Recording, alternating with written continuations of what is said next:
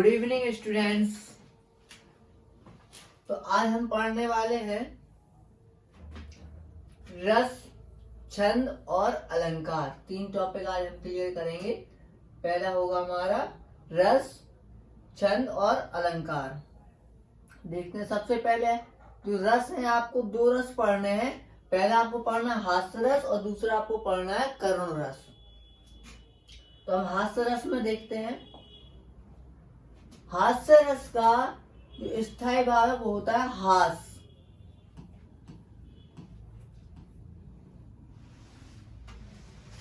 हास्य रस का स्थायी भाव हास होता है, जैसा कि अभी मैंने बताया।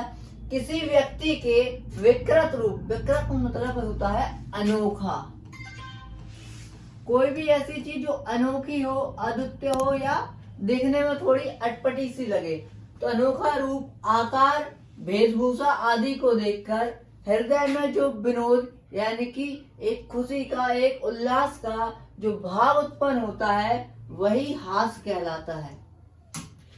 इस हास कहलाता है। यही हास नामक स्थायी भाव जब विभव, अनुभव और संचारी भावों से पुष्ट होता है, यानी इन भावों से मिलता है, तब हास्य रस की निष्पत्ति होती है, यानी कि उत्पत्ति होती है। उदाहरण है विंध्य के वासी। विंध्य यानी कि विंध्याचल पर्वत, विंध्याचल पर्वत। विंध्य के वासी यानी कि वास करने वाले, यानी कि रहने वाले, रहने वाले। तपोव्रतधारी यानी कि व्रत करने वाले और तप करने वाले। महाबिनु नारी दुखारे, बिना किसी नारी के होने से वह दुखी है। गौतम तिये तरी तुलसी, सो कथा सुनी वह मुनिव्रत सुखारे।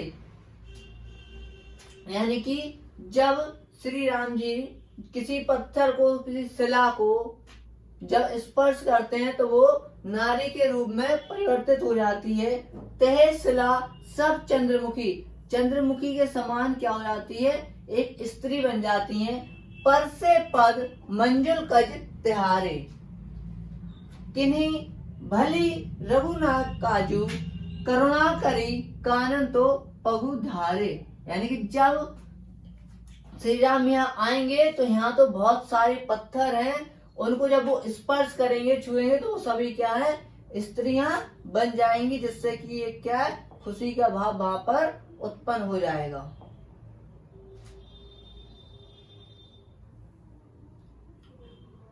आगे देखते हैं। इसमें अपना जो भाव है वो स्थायी भाव है हास, विभाव है आलंबनम, यानी कि विंध्य के वासी तपस्वी, यानी कि विंध्याचल में जो रहने वाले तपस्वी हैं वो है इसके आलंबन, यानी कि उनके लिए ये हंसी का भाव है। आश्रय है पाठक, यानी कि पाठ करने वाले। उद्दीपन अहिल्या की कथा सुनना, राम के आगमन पर प्रसन्न होना, स्तुति करता है। यानी कि इसमें जो अपनी एक लाइन थी पीछे, गौतम तिये तरी तुलसी, यानी कि गौतम की,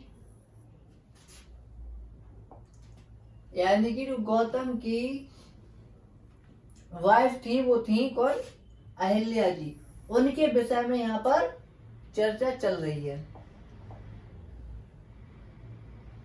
कथा सुनना, राम के आगमन पर प्रसन्न होना, यानी कि उनकी कथा के हंसी का भाव उत्पन्न हो रहा है। संचारी भाव स्मृति, चपला और उत्सुकता है, यानी कि थोड़ी सी चंचलता है, और उत्सुकता यानी कि खुशी है।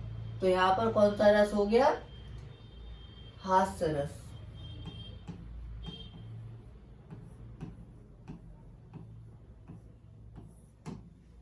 आगे देखते हैं करुण रस। करुण रस की परिभाषा नहीं। करुण रस का सबसे पहले हम देखते हैं स्थायी भाव।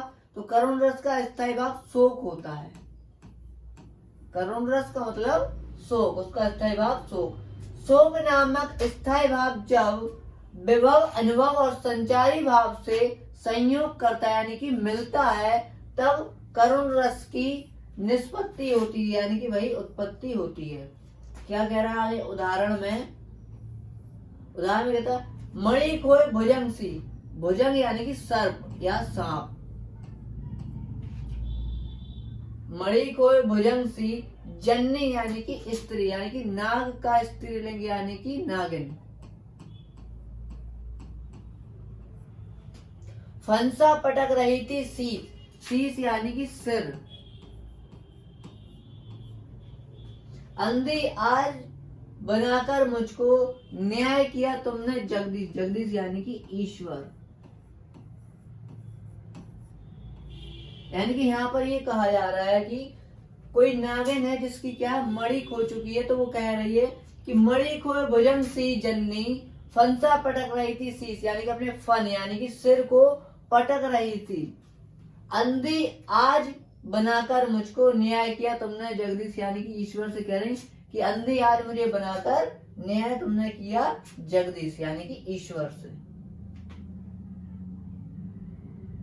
यानी कि श्रवण कुमार की मृत्यु पर उनकी माता के विलाप का यह उदाहरण करुण रस का उत्कृष्ट उदाहरण है। किस पर है? श्रवण कुमार के लिए।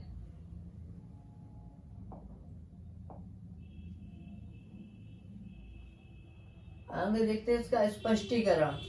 तो स्थायी भाव आपको पता ही है, करुण रस का शोक होता है, आलम्बन है श्रवण, यानी कि जिसके लिए ये उदाहरण जिसके लिए होता है वो होता है अपना आलम्बन।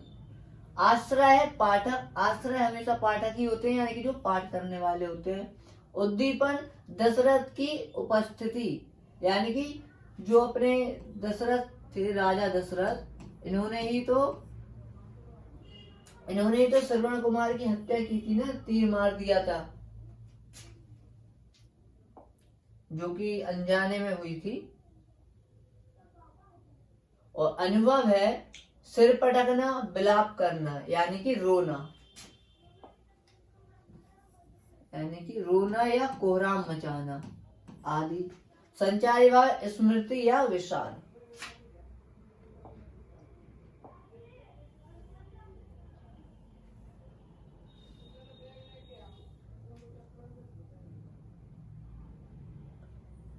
आगे देखते हैं अलंकार।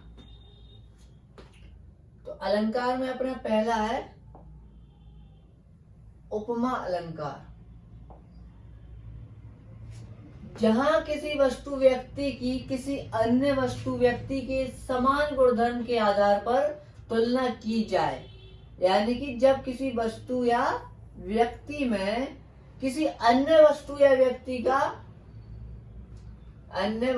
व्यक्ति के समान गुण के आधार पर तुलना की जाए, यानी कि मैं क्या कोई ना कोई एक समान गुण होना चाहिए जिसके आधार पर अपन तुलना कर रहे हैं, तो समानता बताई जाए, वह उपमा अलंकार होता है। उसे अपन क्या बोलते हैं? उपमा, यानी किसी भी चीज की उपमा देना। राधा के चरण गुलाब के समान कोमल है, यहाँ राधा के चरण की तुलना गुलाब के फूल से की जा रही है, यानी कि राधा के जो चरण है और जो गुलाब है वो दोनों ही कोमल है, इसलिए यहाँ उपमा अलंकार है। इसके हम कुछ अंग देखते हैं। एक होता उपमेय। उपमेय मतलब जिसकी हम तुलना करते हैं वो होता उपमेय। तुलना हम किसकी कर रहे हैं? राधा के चरण की। तो जिस वस्तु की समानता बताई जाती है वह उपमेय या उसी को अपन प्रस्तुत भी बोल सकते हैं होता है। ऊपर दिए गए उदाहरण में, यानी कि जो अपना उदाहरण है राधा के चरण गुलाब के समान कोमल हैं, तो इसमें जो अपना उपमेय है वो है राधा के चरण, क्योंकि राधा के चरण की तुलना की जा रही है। तुलना किससे की जा रही है? वो होता है उपमान। जिससे तुलना की जा रही है वो होता है उपमान। जिस वस्तु से समानता की जाती है वह वस्तु उपमान या अप्रस्तुत, उसी को अप्रस्तुत भी कहते हैं, कहलाती है। जैसे कि ऊपर दिए गए उदाहरण में क्या? गुलाब, यानी कि राधा के चरण की तुलना किससे की जाए? गुलाब के फूल से। वाचक यानी कि समान अर्थ, यानी कि जो चीज दोनों में कॉमन है, समान है, एक जैसी है, वह होता है क्या? वाचक। समानता अथवा पहचान को व्यक्त करने वाला शब्द वाचक कहलाता है। दिए गए उदाहरण समान शब्द वाचक। ठीक है, तो समान जो है इसमें क्या है, समान देखो इसमें ये समान जैसा का जैसा क्या यूज हुआ है, समान। साधारण धर्म यानी जो चीज जो दोनों में कॉमन है वो हो जाए क्या, साधारण धर्म। जो गुण उपमान और उपमेय, उपमान यानी कि गुलाब में और उपमेय यानी कि राधा के चरण में, दोनों चीज क्या कॉमन है, वो है कोमल, क्योंकि दोनों ही कोमल है, चाहे गुलाब हो चाहे राधा के चरण, इसलिए ये क्या है, साधारण, साधारण धर्म।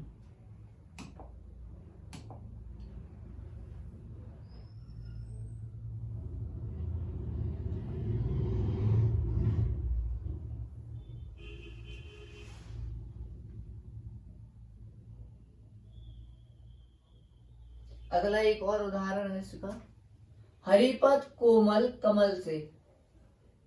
हरिपद यानी कि उपमेय यानी कि हरिपद की क्या की जा रही है, तुलना की जा रही है, और उपमान है यानी कमल, यानी कमल से तुलना की जा रही है। वाचक शब्द है क्या, कोमल, वाचक शब्द यानी कि से, और साधारण धर्म है कोमल, यानी कि दोनों में समानता, यहाँ पर भी कोमल ही है।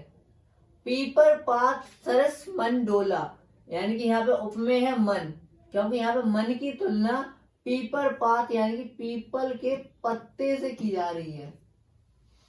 उपमान यानी कि तुलना जिससे की जाए, पीपर का पात। वाचक शब्द है सरिस, सरिस का मतलब के समान, कहीं पर से आता है समान के लिए, कहीं पर सरिस आ रहा है और उसमें समानता।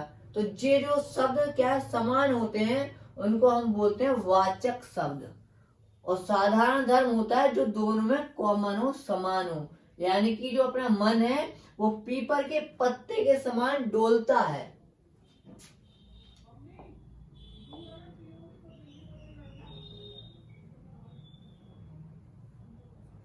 अगला है रूपक अलंकार। जहां उपमेय में उपमान का भेद रहित आरोपित किया जाता है, अर्थात उपमेय यानी प्रस्तुत और उपमान अप्रस्तुत में भिन्नता प्रकट की जाती है, वहां रूपक अलंकार होता है। यानी कि कभी कभी क्या होता है, हम कुछ ऐसे एग्जाम्पल्स देते हैं जो कि प्रैक्टिकली संभव नहीं होते हैं, लेकिन ऐसा हम बोलते हैं। कैसे कैसे हम कहते हैं कभी कभी कि किसी का जो मुख है वो चांद के समान है, चांद के समान। तो क्या किसी का मुंह एक्चुअली में चांद के समान हो सकता है क्या, नहीं हो सकता। यानी कि ये क्या समानता नहीं है, ये केवल अपन समान बोलते हैं। तो हम इसका एक परिभाषा देखते हैं। मुख चंद्र तुम्हारा देख सके, मन सागर मेरा लहराता। यानी कि इसमें क्या है, उनका मुख चंद्र तुम्हारा देख सके, मन सागर मेरा लहराता।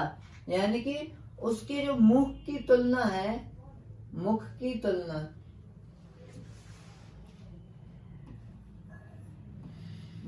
तुलना की जा रही है किससे, चंद्र यानी कि चांद से। इसलिए यहां पर क्या होगा,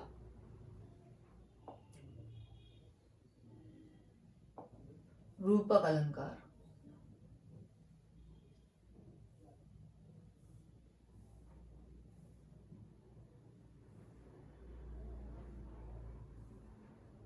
अगला है उत्प्रेक्षा अलंकार। देखते हैं उत्प्रेक्षा अलंकार, जहां उपमेय में उपमान की संभावना हो, यानी कि कुछ चीज संभावना हो सकती है, कंफर्म नहीं कि हो या ना हो, क्या केवल संभावना हो भी सकती है और नहीं भी हो सकती है। जहां उपमेय में उपमान की संभावना हो यानी कि प्रोबेबिलिटी हो की जाए, वहां उत्प्रेक्षा अलंकार होता है। और उत्प्रेक्षा अलंकार की एक खासियत होती है, उसके एग्जाम्पल में कहीं ना कहीं जनु मानो या फिर जनु मानो या मनु जनु आदि क्या उत्प्रेक्षा के वाचक शब्द होते हैं। यानी कि जब भी उत्प्रेक्षा अलंकार दिया होगा तो उसमें कहीं ना कहीं उदाहरण में ये शब्द यूज होते हैं, मनु मानो या जनु जानो या जनु मनु आदि उत्प्रेक्षा के वाचक शब्द होते हैं। जैसे कि देखो इसमें क्या है, मनु आ गया। सोहत ओढ़े पितु पटु श्याम सलोने गात, यानी कि यहाँ पर जो कृष्ण जी हैं वो पितु या पट का मतलब होता है पीले वस्त्र। आपने देखा होगा श्री कृष्ण जी ज्यादातर पीले वस्त्र ही पहनते थे, तो पितुपात का मतलब होता है पीले वस्त्र। श्याम सलोने गात यानी कि सुंदर सुंदर। मनो नीलमणि शैल पर आपतु परियो प्रयात, यानी कि जैसे कि किसी पहाड़ पर सुबह सुबह जो धूप निकलती है उसी के समान उनके क्या है, पीले वस्त्र। यानी कि उनके जो पीले वस्त्र की तुलना है वो पीली धूप से, जो सुबह सुबह की हल्की वाली धूप होती है उसी धूप से क्या है उनकी तुलना की जा रही है, उनके वस्त्रों की। स्पष्टीकरण, यहाँ पीला वस्त्र धारण किए श्री कृष्ण के श्याम शरीर, यानी कि ये सब क्या उपमेय है। यानी कि जो श्री कृष्ण जी के पीले वस्त्र ने धारण किए हुए हैं वो हमारा पूरा क्या उपमेय है। और उपमान हम देखते हैं, प्रातः कालीन धूप से सुशोभित नीलमणि शैल, यानी कि पर्वत। शैल जो है वो पर्वत का ही एक पर्यायवाची है।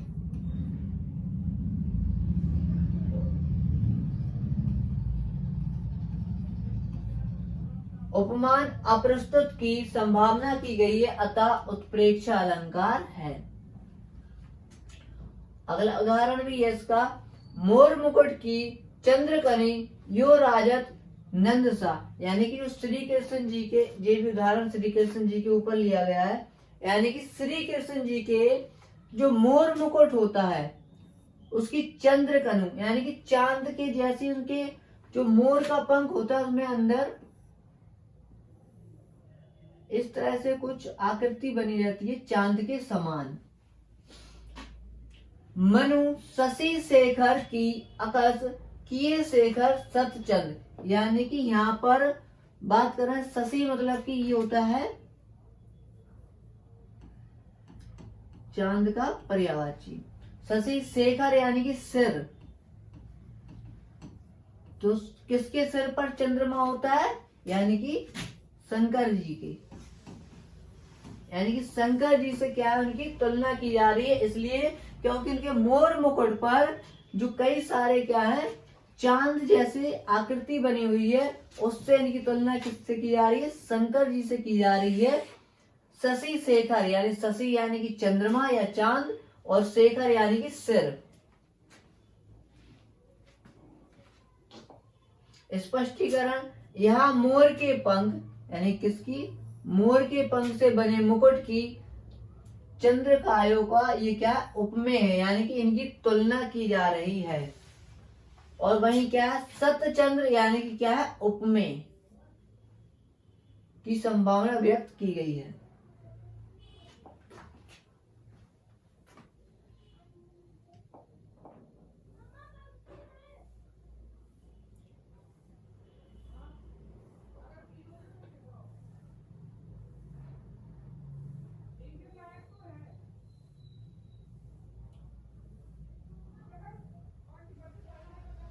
हम दो चीजें देखेंगे, एक हम देखेंगे रोला और दूसरा हम देखेंगे दोहा, जो कि इसके बाद बता रहा हूं मैं।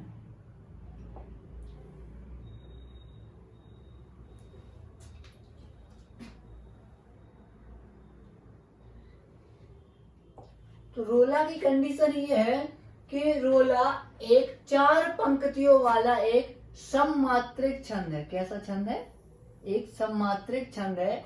इसमें 4 चरण होते हैं, 4 पंक्तियां और 4 ही चरण। इसमें 4 चरण होते हैं।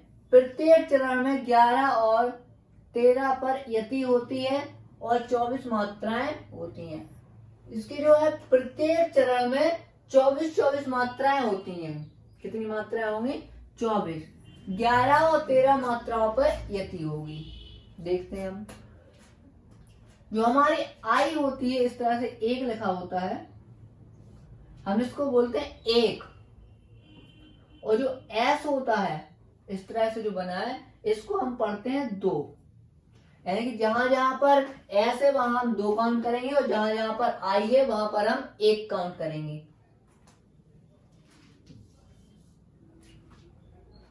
देखिए 2, 2 4, 2 6, 2 8 और 1 9, 10 11, 12, 13 14, 15 16, 17 18, 19 20, 21 22, 23 24।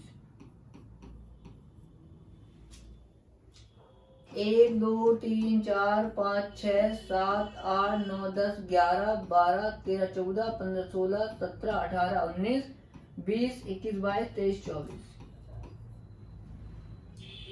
अगला 1 2 3 4 5 6 7 8 9 10 11 12 13 14 15 16 17 18 19 20 21 22 23 24।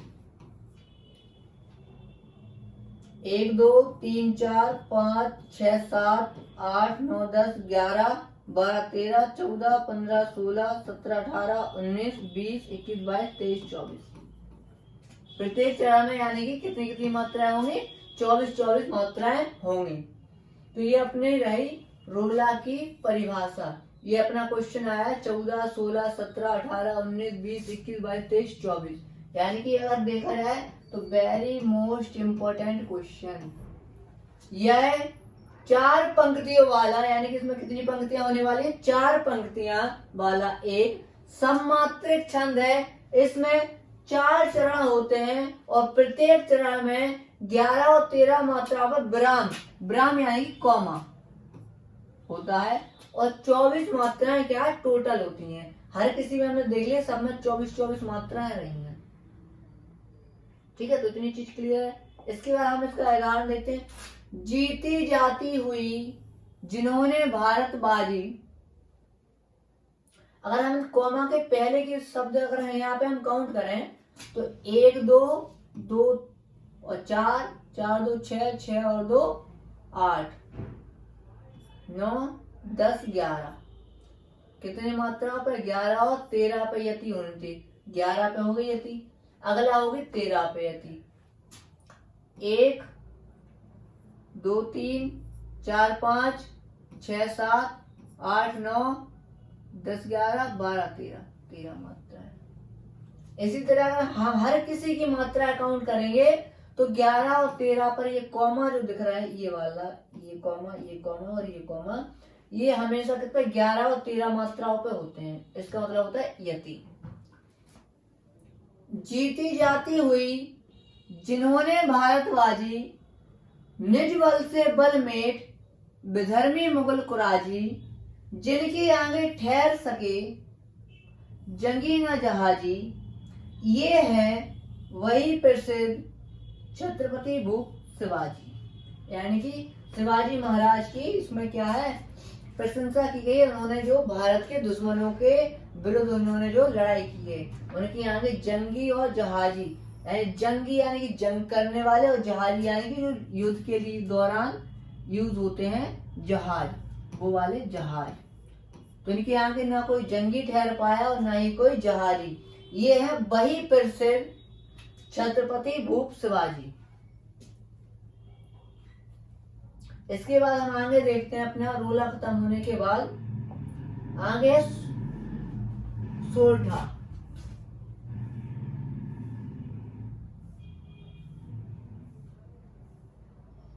ये रहा सोरठा। सोरठा देखेंगे हम।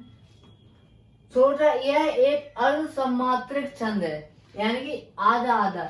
यानी कि इसमें क्या 4 चरण होते हैं। चरण तो 4 है लेकिन लाइन कितनी आ रही है? 2 लाइन आ रही है। इसको बोलते हैं अर्ध सम्मात्रिक छंद। इसमें 4 चरण होते हैं प्रथम बा एवं, या कह सकते हैं तृतीय चरण में 11-11 मात्रा होती।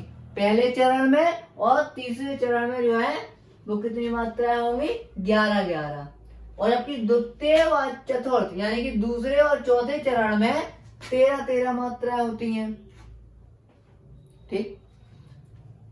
पहले और तीसरे चरण के अंत में गुरु लघु यानी कि SI, जिसको हम 2 बोलते हैं, ऐस रखा होता है ये, इसको अपन बोलते हैं गुरु। और जो 1 लिखा होता है आई की जैसा, इसको हम बोलते हैं लघु। यानी कि लघु मतलब कि छोटा, गुरु मतलब कि बड़ा।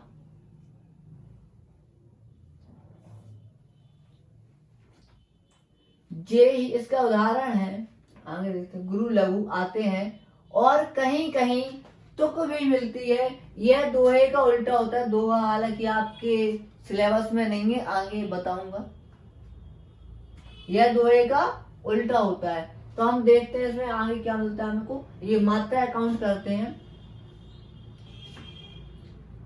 1 2 3 4 5 6 7 8 9 10 11 11। तो पहले चरण में कितनी? 11 ही चाहिए थी, 11 हो गई। ठीक। तो पहले चरण में 11 हो गई। 1 2 3 4 5 6 7 8 9 10 और 11। और दूसरे और चौथे चरण में चाहिए 13, तो उसमें मिलेंगे 13। 1 2 3 4 5 6 7 8 9 10 11 12 13 13 हो गई। फिर तीसरे में फिर 11 चाहिए, फिर से काउंट करेंगे। 1 2 3 4 5 6 7 8 9 10 11 12, सॉरी यहाँ 11 हो गई हैं।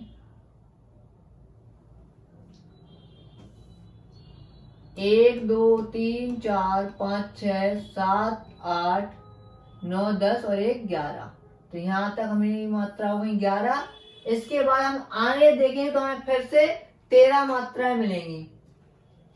2 3 4 5 6 7 8 9 10 11 12 13। तो टोटल मात्राएं 13। यानी कि इसके पहले और तीसरे चरण में 11-11 मात्राएं होंगी और दूसरे और चौथे चरण में होंगी 13-13 मात्राएं। इसको हम बोलते हैं क्या? सोरठा। जो कि अपने 14 15 2014 15 16 17 18 19 20 21 22 23 24 लगातार पूछा जा रहा है, 14 से लेकर 24 तक। आगे देखते हैं हम। जे ही सुमिरत सिद्धि हुई, यानी कि जिनका नाम लेकर हमारे हर काम सिद्ध हो जाते हैं या पूरे हो जाते हैं। गणनायक कविवर बंधक, जो गणों के यानी कि ईश्वरों के ईश्वर हैं, गणनायक। करहु अनुग्रह सोई, यानी उनसे मैं बार बार वंदना करता हूं। बुद्धि राशि, यानी कि बुद्धि के ईश्वर कौन है? गणेश। तो ये जो बात हो रही है वो श्री गणेश के विषय में हो रही है। शुभ गुण सदन, जिनके होने से सब कार्य क्या हो जाते हैं? अच्छे हो जाते हैं। तो यहाँ पर हमारी बात चल रही है गणेश जी के लिए। जे ही सुमिरत सिद्धि हुई, गणनायक कविवर वंदन, यानी कि जिनका नाम लेकर सब काम सिद्ध हो जाते हैं, पूरे हो जाते हैं। जो गणों के गण हैं, ईश्वरों के ईश्वर हैं। करहु अवनर सोई, यानी उनकी मैं बार बार वंदना करता हूँ, बार बार मैं उनका नाम लेता हूँ। बुद्धि राशि, यानी कि जो बुद्धि के ईश्वर हैं गणेश जी। शुभ सदन, यानी कि जिनके नाम लेने से हमारे सारे कार्य क्या है? सिद्ध हो जाते हैं, सफल हो जाते हैं। मैं ऐसे ईश्वर की बार बार वंदना करता हूँ।